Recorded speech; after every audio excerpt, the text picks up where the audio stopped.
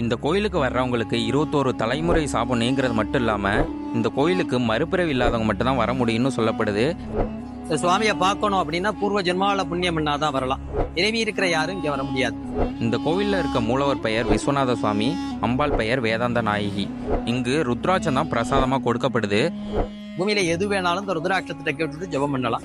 ஜெபம் பண்ணி முடிச்சுட்டு டப்பாக்குள்ள வச்சுட்டு டப்பா எடுத்து விபூதி நெத்தியில இட்டுண்டா போறோம். இங்க இருக்க சூரிய மண்டல நுழைவாசல் இந்த கோயிலோட தனி சிறப்புங்க. சூரிய மண்டல வாசல்னு சொல்லுவா. பிரதோஷம், மாசி மகம், சிவராத்திரி அப்பதான் துறப்பா. பிரதோஷம்னா இந்த வாசல் வழியா வர 1.5 மணி நேரத்துல தான் வருவா. சாயரிச்சு 6 to 7:30 தான் துறப்பா. இப்ப யார் வந்தாலும் 21 தலைமுறை பித்ரு சாபம் போகும்.